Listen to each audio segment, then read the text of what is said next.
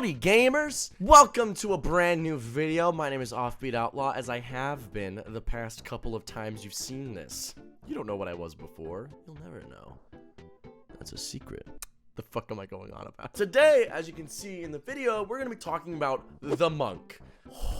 The monk. The monk is by far one of the weirdest classes in Dungeons & Dragons 5th edition. And by weirdest, I mean worst. I said it, I'm sorry. The monk in 5th edition unfortunately suffers from incredibly low damage and struggles with its resource management. If you want the damage calcs for it, they simply don't compete with a 5th level fighter. A monk at 5th level, when you include feats, gets outpaced by a great weapon master so significantly that it completely destroys a reason to play the class in the first place. There's so many reasons why the monk is bad. We can only go through so many in this video because that's not even what we're talking about this video. If you want to know why the monk is bad, go watch any of the number of tier lists I've done about various classes and multi-classing. They go more in depth. Check out a bunch of videos by other great content creators like Treant Monk, Pack Tactics. They've all gone into why the monk isn't very good. The gist of it is, the monk doesn't deal enough damage. It's not strong enough. It doesn't output enough damage for what its features do, and it runs out of resources rather quickly in the middle of the fight, especially at the levels at which it's best, which is levels 5 through 11. Those levels are when the monk is the best, and then it still struggles with its resources, despite getting them back on short rest, which is usually very good. If you get all of them back on short rest, usually that means that you're solid. But usually, if you want to put in reasonable amounts of damage, you're spending it so quickly, and that's where the problems start to come in. And post level 11, they're completely shoved out of the water by every class in the game. It's abysmal. They just can't compete. Baldur's Gate fixed this. They somehow managed to fix the monk, and it was honestly very simple. Let's go into it. Before you get going, you ignoramus, you thought you could get to go into the actual video, but today I need to tell you about today's sponsor, the people. That is right.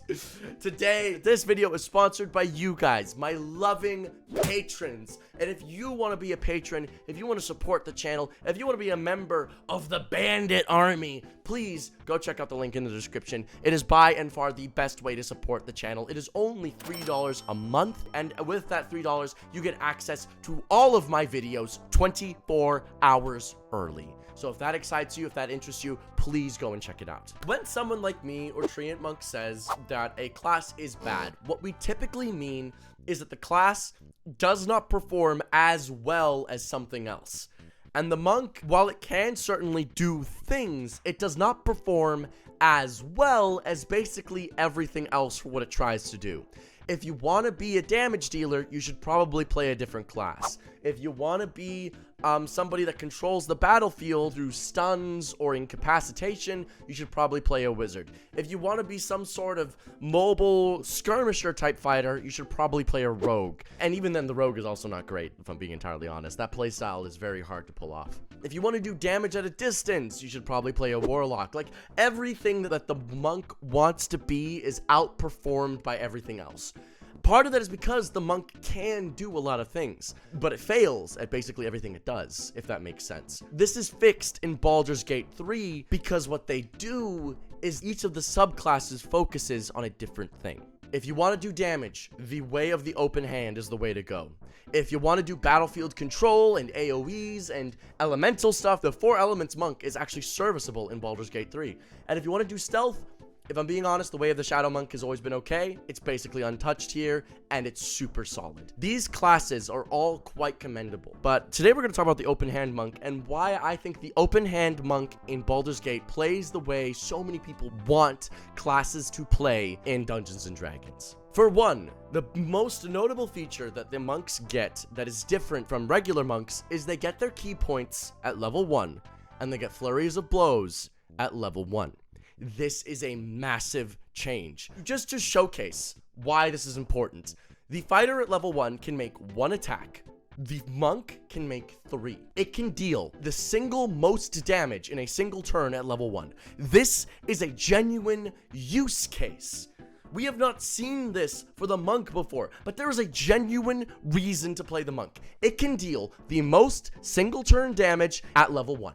This is actually, like, I know it's only at level 1 and it sounds like I'm trying to bring it down, but it actually means something. This is a use case for the class. No other class can output as much damage, which means you should play Monk if you want to do damage at level 1. Brilliant! Because you get key 1 level earlier, this also means at level 2, you have double the key points that you normally would, meaning double the flurry of blows, meaning double the usability, which means you're also making double the amount over the course of an adventuring day. That's 2 per fight, meaning that over the course of 2 turns at level 2, you are also dealing the most damage. This is super, super good. This is important. This is actual use cases. These are reasons to pick a class. Why does the open hand monk so much better? Well, for one, the open hand monk in the player's handbook, let's go grab that old rust bucket. The way of the open hand monk at level 3 is largely untouched. They get their flurries of blows that deal more damage. And usually I'd say this is a kind of a meh feature, but at level 3, this is really solid considering you have 3 key points instead of 2. This might sound trivial, but that extra key point makes a massive difference at level 1. It means you're able to keep fighting for an extra whole turn. You're able to keep outputting damage for longer.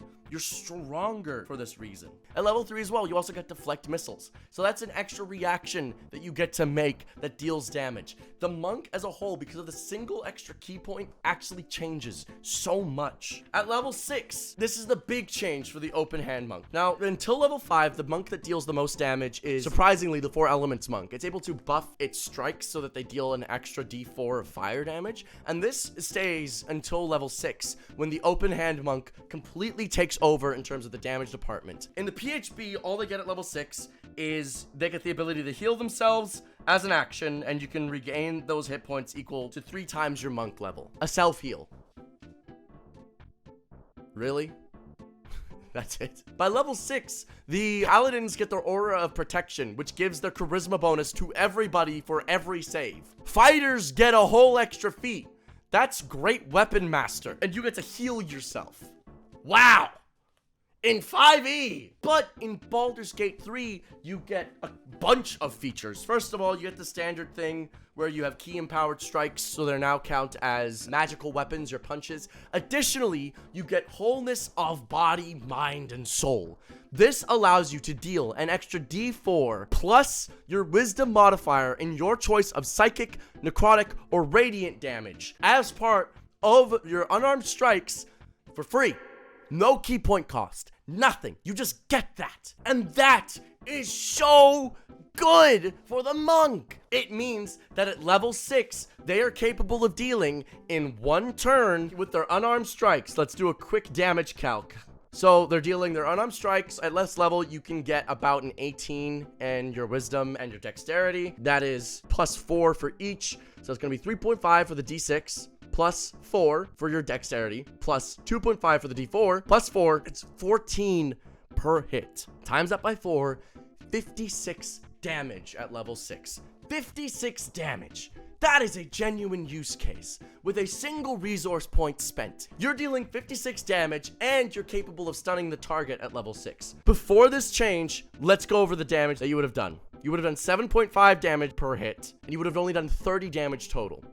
30 damage at level 6 versus 56. You get an extra 26 points of damage with the Baldur's Gate 3 monk. You go from being borderline worthless to being genuinely a really solid martial class with the addition of this single feature. And it's a really powerful feature. Like, admittedly, it is one of the most powerful features in the game. If someone suggested this to me as homebrew, I would kind of give it the squint eye. I'm not gonna lie. I'd be like, huh?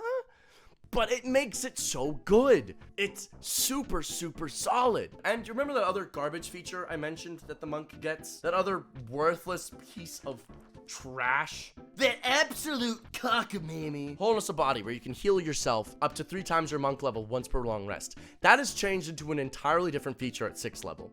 First of all, you do get the health, but you also get to gain an additional bonus action for 3 turns.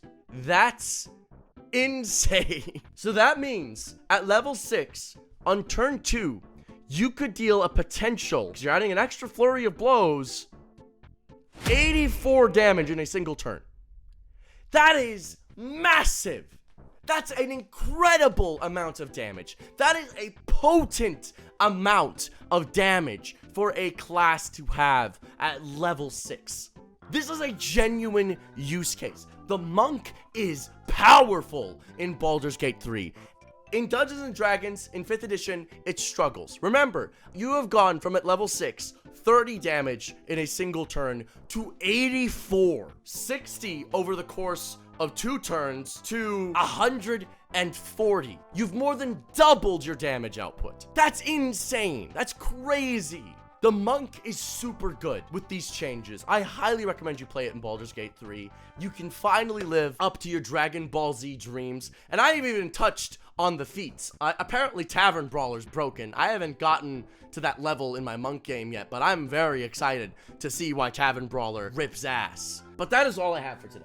So thank you all so much for watching. I'm super excited to continue to make more Baldur's Gate 3 content. This game is scratching my brain in the perfect way, and I can't wait to just dissect the shit out of this game, present you guys amazing builds, amazing content. Trust me, the builds are coming. I just need to crunch numbers. Like, before I started making build videos, what you guys did not see was like the year and a half of me just poring over all of my D&D books, compiling spreadsheets, comparing damage calcs. So I'm super excited to do that again. That's what I fucking love. So thank you all so much for watching. This has been an absolute pleasure. Play the monk. Share this with your friends. Get the fuck out of my house.